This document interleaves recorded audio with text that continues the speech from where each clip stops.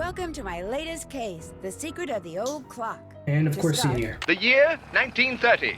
The place, the road to Titusville, where we find Nancy Drew behind the wheel of her blue roadster, pondering this question. Why did Emily Crandall, a girl whom Nancy knows only through their mutual friend Helen Corning, ask Nancy to drive all the way out to the Lilac Inn to see her? Does it have something to do with the fact that Emily's mother died barely a month earlier, leaving Emily to run the restaurant with only her guardian to help her? And more important, why, when she called, did Emily sound so desperate? The spunky teenager turns off the main road, blissfully unaware that Emily isn't all that awaits her at the end of the driveway. No, Nancy Drew is about to get her first taste of the mystery, intrigue, and adventure that are to become her destiny.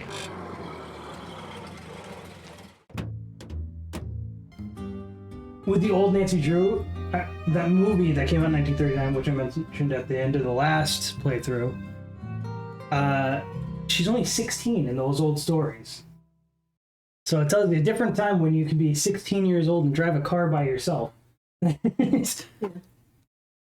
remember this is the old times. Yeah, 1930. Yeah. 1930, they had, they had very different standards. Women only just got the right to vote. Yeah. It was a little bit later than that. I didn't think it was 1930. I think 1929. I believe. Oh, okay. Yeah, I believe Why it's 1928? No, 29. I believe it's 29. So it's 1930. So like, women literally just got the right to vote. Yeah. Look at her purse. Oh, it's $3.50. That's a lot of money. Okay. Keep She has a listening. notebook still. That's good. Dad's rules of the rules of the road. Watch the fuel gauge. Yeah, this is going to be important. Father's phone number is KL57187. That's weird. Phone number for Bess and George, since she's always over there, is KL54468. I guess they did phone numbers differently back then too.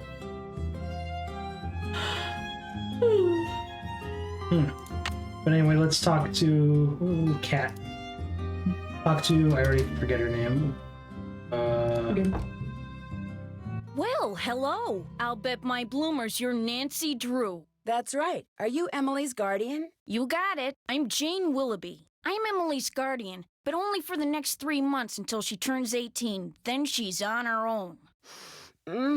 It smells like someone's been baking pies. Pies are the Lilac Inn specialty. We get orders from all over. Oh, that reminds me, your father called. You're supposed to call him. You can use the coin phone on the porch. Emily didn't say anything about you coming until just this morning.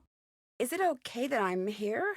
Don't get me wrong, she can invite anybody here she wants. It's just that she's gotten so darn forgetful lately. Maybe she's just, still thinking about her mom. She misses her mom, that's for sure. So do I. Gloria and me, we were best friends, you know? The two of us ran this swell little dress shop over in Capital City. But then she got hitched and I didn't. And the next thing I know, she's writing me saying it would sure take a load off her mind if I could take care of her little girl should something ever happen to her. Emily's father? Died in the war. Cantigny, I think. Anyway, I couldn't say no. I mean, what are best friends for? I just wish I knew how to help Emily. You make it sound like she's in some kind of trouble. She's been acting so... Look, go talk to her. She probably just needs to spend some time with a bearcat like you instead of some dumb Dora like me. Go on up, she's in her room. Just make like a Boy Scout and be prepared. Just take a look around.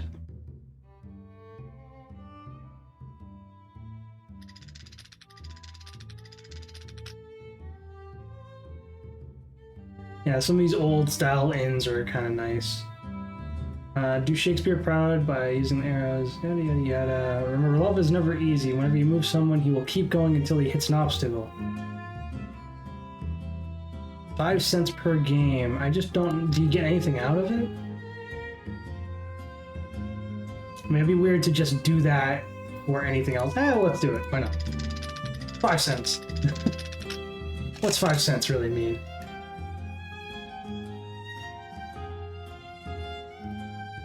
So you have to get...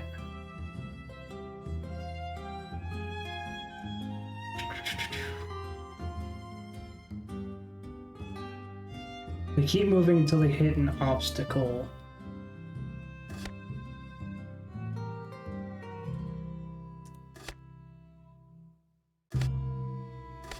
So you can do the blue one right away.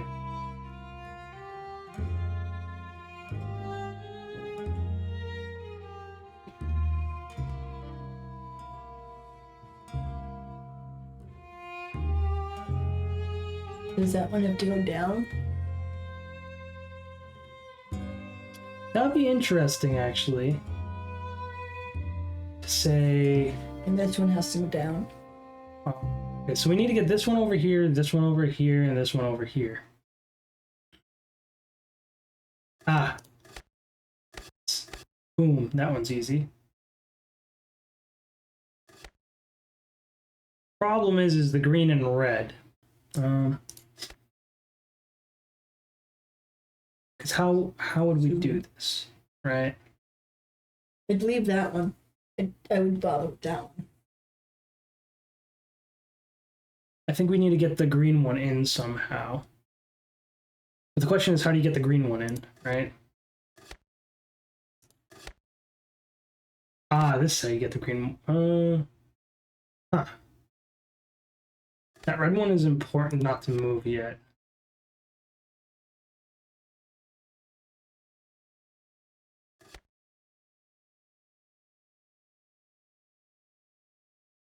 Gonna be a pain.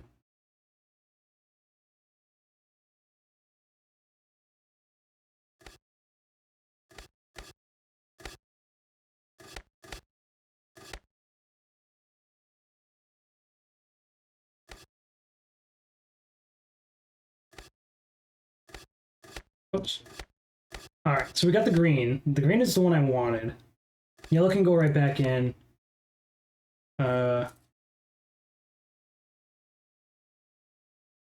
Right? Yes, no. Did I get the blue one again? I don't remember how I got the blue one in.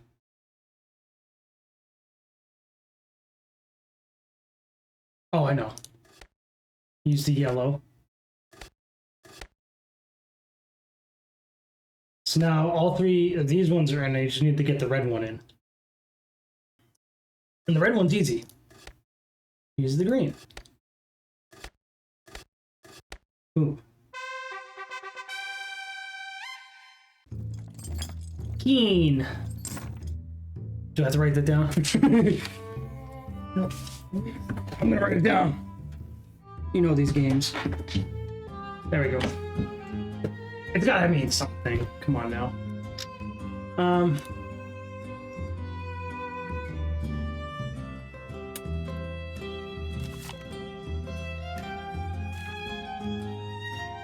Okay, they of course add symbols. As the number of homeless men drifting from town to town looking for handouts increases with hard times, so does the use of the peculiar signs and symbols they have developed to communicate with each other. Yeah, this is the beginning of the Great Depression. 1930s was the Depression. To see these hobo symbols in action, you may well need to look no further than your own backyard. For example, is there a circle with an arrow coming out the side, drawn in chalk or coal on a nearby sidewalk? It means that a hobo is telling his fellow vagrants to go this way. If the arrow is drawn through the circle, then he's telling the fellow vagrants, do not go this way. If there's a circle with an X in the middle on your fence, then expect visitors because it indicates that this is a good place for a handout. A plain, empty circle might be more your liking, or it means nothing here. What follows are some of the most common symbols and their meanings. So the next time you see one on a fence, wall, or roadside trestle, you'll be in the know. So the cat was right outside the door. It says a kind woman lives here. Where'd my phone go? I don't have my phone with me. Oh, I need to take a picture of this. Make sure you get the whole thing. I got it. Still have to talk to Emily. Like. Not life. Like. President Roosevelt. Roosevelt, 10 cents. Roosevelt was not president at that time, but...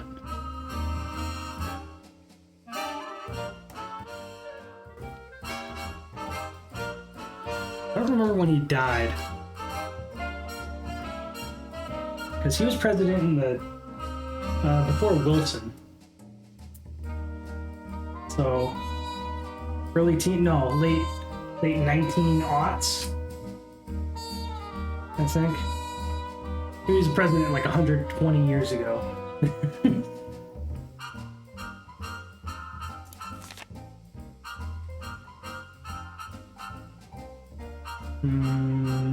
Can't read it all, sorry.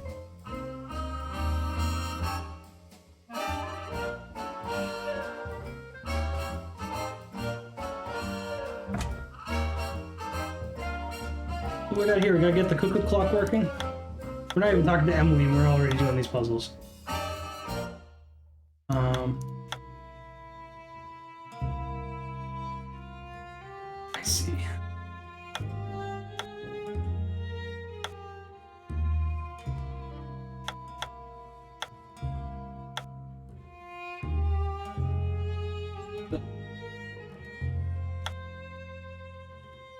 Need that up.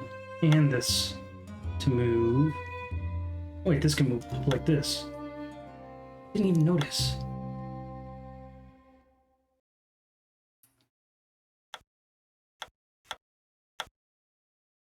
You have to get those separated anyway.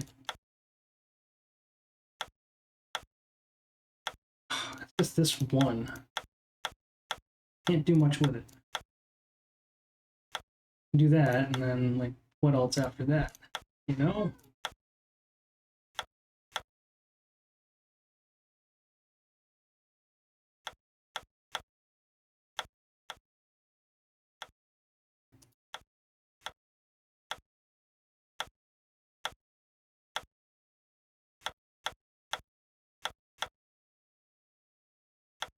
This is the problem here. This is the problem. I can't get this guy out at the same time.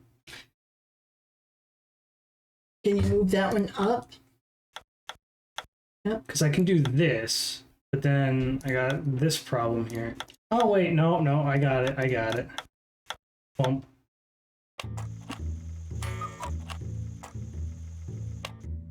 Wonder what this mirror's doing in here. Oh, we'll take it, because we're a thief. No. Ours. Oh, we can play it again. Cool.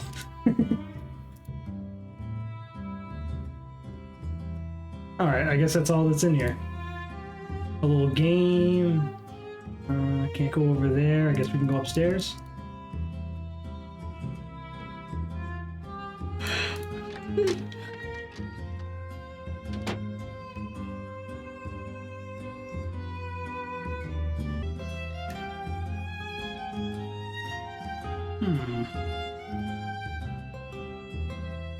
It's got a kick pedal. Notice that. It's not electric. Yeah, the old ones did.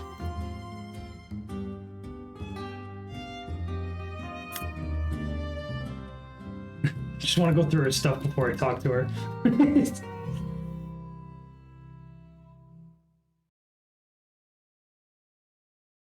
Nancy, hi. Welcome to the Lilac Inn.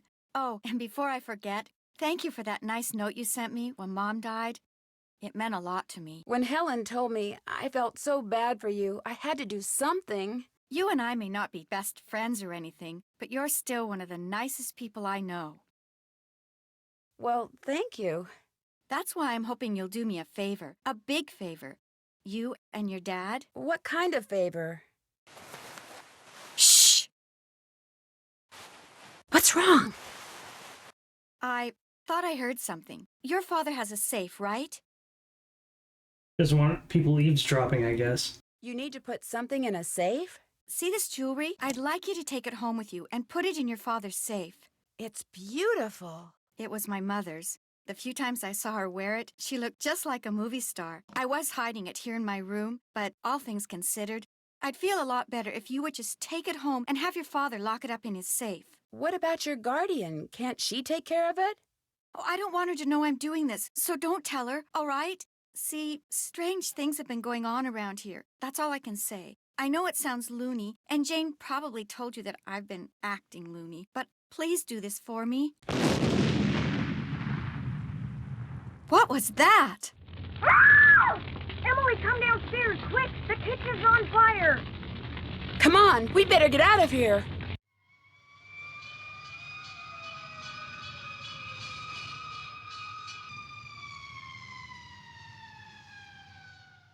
This is horrible, just horrible. The fire chief says the stove was completely destroyed and there's smoke damage everywhere. The inn will have to shut down for months, maybe even for good.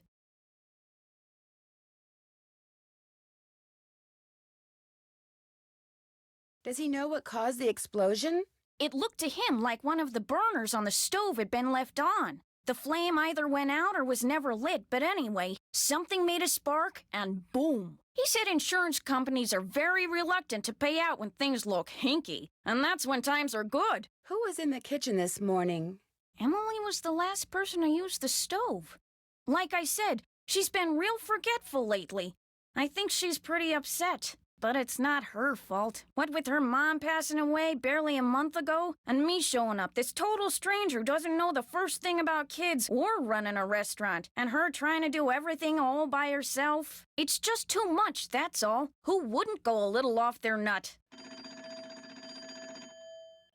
I better get that. The line to the regular phone got burned up in the fire, so now the only phone we got is the coin phone on the porch. Excuse me. Oh, no! Emily?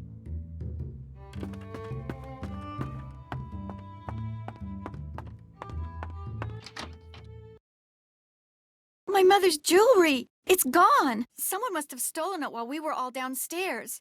I knew something like this was going to happen. I just knew it.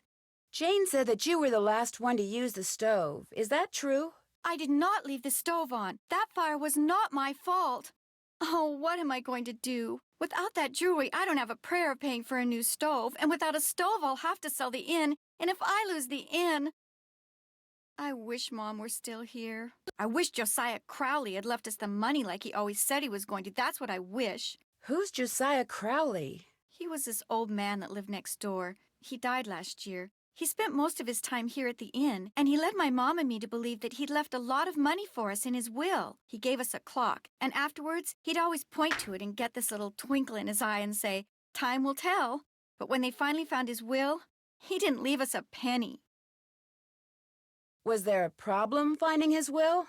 It didn't turn up for months. Then finally someone found it in a drawer in Josiah's house. Josiah was kind of a screwball. One time he showed up at my birthday party dressed as my great-aunt Harriet. I didn't know it was really him until 2 days later. Anyway, he had all these weird hobbies, and he always thought it would be really keen to read minds. Josiah invited Richard Topham to move in so Topham could help him develop his paranormal powers right there in his house. Josiah was a sweet old man, and I do miss him. And he was free to give his money to whomever he wanted.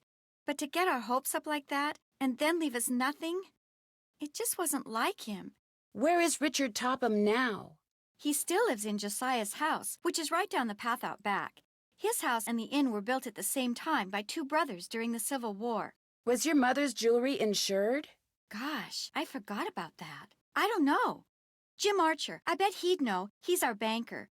I guess I should go talk to him. Not one of your favorite people, huh? Oh, no, Mr. Archer's very nice. I mean, for a stuffy old banker. I'm just so bad at business things. And Jane, my guardian, she tries hard, but she's no good at it either. Maybe you could go talk to him. Please? It would be such a big help. I guess. He runs the Main Street Bank. You can't miss it. I'll call him and tell him you're coming. How many people knew you kept your mother's jewelry in here? No one. Well, Jane, my guardian, she knew, but I didn't tell anyone else. Is the clock in the parlor the one Josiah gave you? Yes. I don't know why he gave it to us. It's never worked, and nobody can open it to find out why. Oh, so the mirror was in the clock that he gave them. I'll be back in a little bit. Don't forget to call your father. So the secret of the old clock starts with the mirror. Yep. So we got to figure out how to use that mirror. So my assumption is that either the will that was found was a forgery, or like a, I don't know, something's off with that will anyway, and the real one is probably hidden, or at least his treasure is hidden somewhere that was to be given to the owners of the inn. Well, my thought is in the back of the clock. You know why it won't work? Because the money's in the back of the clock. No, I don't think it's the clock. Now, I do. Well, the clock, so the clock I believe she's talking about is the one that we did the puzzle in, this one. Nope. This is the clock. Nope. The tall one? You're thinking about the grandfather clock over here. Yes. No, I can't even interact with it. Hold on. So, is Emily all right? Someone stole her mother's jewelry. What? Did you happen to see anyone go upstairs during all the commotion that the fire caused? No. You mean someone stole it while everybody was rushing around trying to put out the fire? Hypers! If you can't trust a fireman, who can you trust? Are you sure no one besides you and Emily was in the kitchen this morning? Positive. Well, I suppose someone could have snuck in the back door. Are you saying someone caused that fire on purpose? To distract us? It's possible, don't you think? But I'm the only one who knew she had that jewelry. Well, it's not quite true. When Gloria was alive, she could have told people about it, or people may have seen her wearing it. And when she died, they knew the jewelry had to be around here somewhere, right? Does anyone in particular come to mind? Sorry. It's been hard enough getting to know Emily, let alone anyone else in this backwater burg. Well, guess better go call the sheriff. Is that your car I saw when I drove up the driveway? My old rust bucket's parked out back where nobody'll see it. Be nice to buy something decent, but last time I checked, my last name was Willoughby, not Rockefeller. Where did that barred bounce game that's in the parlor come from? Do you know? Emily says Josiah Crowley brought it in one day and just left it. Said it was so guests, as in him, would have something to do while they waited for a table. Well, I'll talk to you later. Alrighty-dighty. Neat. Gotta make a bunch of calls. Alright. Yeah. Everything is kind of off. Well, make some calls and get some more Drop a info. nickel into the slot, please. There we go. Now, how may I be of service? Oh, that's nice. I don't have to, like, input anything. Carson. Her father's name is Carson. I'd like to talk to Carson Drew. His number is KL57187. Hang on a minute. Carson Drew speaking. Hi, Dad. Well, I see you got to Titusville okay. The car ran like a top. It ought to. That's a fine car. You treat it well, it'll treat you well. I was told that you wanted me to call.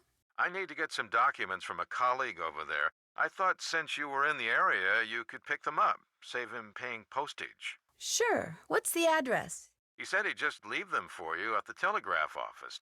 Just drive into town and look for Tubby Telegrams. He said you can't miss it. Will do. These papers are extremely important, Nancy. I will pick them up, Dad. Good. Remember, watch your gas gauge and get gas when you're low so you don't run out. And try to avoid potholes. The more you hit, the likely it is you'll wind up with a flat. Yes, Dad. And if you do get a flat, take it off and put on your spare, and then head straight to a gas station and get it fixed. Yes, Dad. All right, lecture over. Have you found out why Miss Crandall asked you to visit? She wanted me to have you lock her mother's jewelry up in your safe. Only someone stole it before I could take it with me. Stole it? Good gosh. That was right after the stove in the kitchen exploded. The stove exploded? Sounds to me like you'd be well advised to cut your visit there short. No, I want to find out what's going on. I have to find out what's going on. You have to? Well, yeah, you know. Emily just lost her mom, and she's worried about losing the inn, and her guardian's all wet when it comes to helping out, and... And the truth is, you are so curious that you feel like you'll absolutely burst if you don't find out why all these weird things have been happening, right? Yes. Don't worry, I know the feeling. You're a chip off the old block, I'm afraid. Well, as long as you're like me in one other way, you should be fine. What way is that? Smart? Careful. If somebody says they're going to leave you something in their will and then doesn't, is there anything you can do about it? Not a thing. Whatever's in writing is the only thing that counts, unless, of course, the will was tampered with or forged, and you can prove it. If not, you're out of luck. Why do you ask? Emily's neighbor, Josiah Crowley, told her and her mom that they were going to inherit part of his estate. But when he died, his will left everything to this ESP expert named Richard Topham. That's too bad, but this Crowley fellow was free to leave whatever he wanted to whomever he wanted, I'm afraid. People do change their minds, you know. I met Emily's guardian, Jane. What does a guardian do, anyway? A guardian is pretty much a surrogate parent. Jane is legally responsible for Emily's physical and financial well-being. Jane doesn't strike me as being the parental type. In fact, I get the impression she's in way over her head. Fortunately for her, it's not forever. Most guardianships end when the ward turns 18. And then both Jane and Emily will be free to do whatever they please. Just make a note. This is so much nicer. The scroll wheel actually works now. All the previous games I had to click and drag. Now it actually works. That's a nice quality of life change. You'd think Emily's mom would have chosen somebody a little more competent to take care of her only child. Things aren't always as they appear. Maybe she's not as bad as you think. Or maybe she's worse. Don't tell me you think Emily's guardian stole the jewelry. Good grief, where did you get such a suspicious mind? I think it was from the person who has always told me that the best way to solve a problem is to look at all the possibilities. Dad. I did say that, didn't I? Goodbye, Dad. See you tonight. Drop a nickel into the slot, please. There we go. Now, how may I be of service? Hi, could you please connect me with Bess Marvin at KL54468? Just a second. Hello? Hi, Bess, it's Nancy. George, get over here. It's Nancy Drew. So how's the Lilac Inn? A little strange.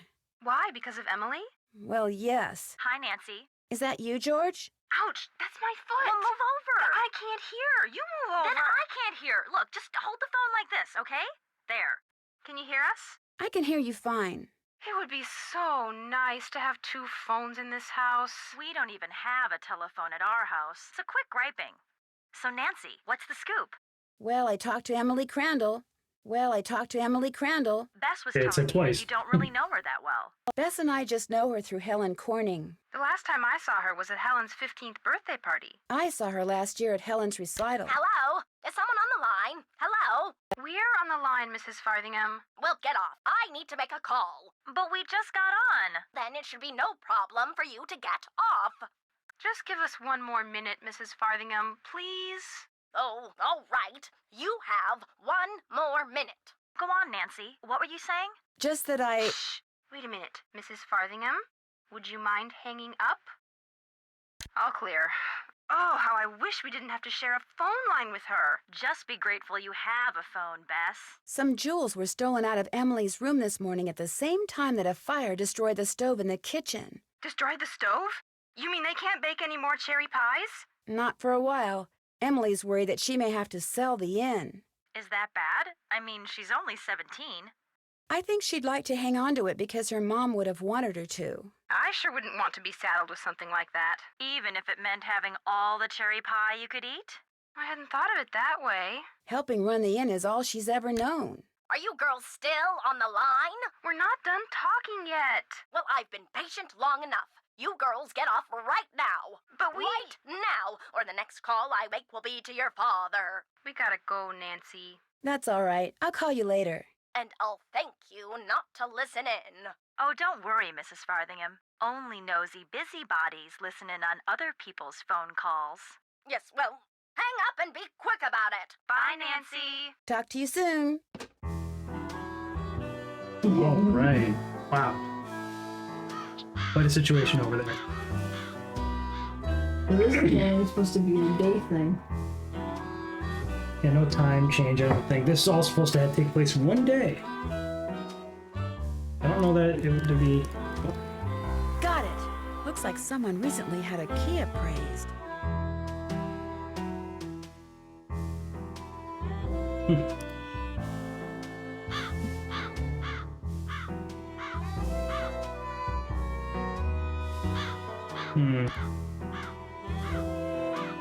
Let's go this way first.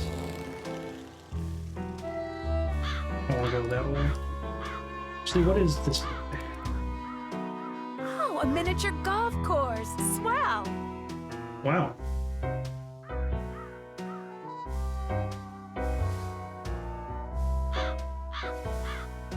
$0.10.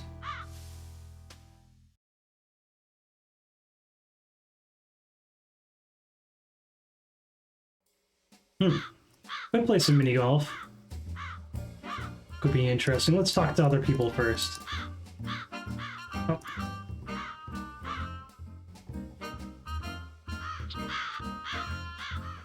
School for paranormal powers. Okay.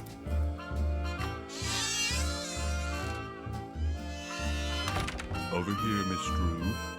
Find the toy mouse and give it to Yuri, would you please? Otherwise, he'll just keep meowing. He hates strangers. Try mouse. The horse. No, I said It's fine. triangle. Things to make weird sound. Oh, there it is. Where's the cat? Did you see the horse? This horse there. There's a cat. What does this cat want? His eyes.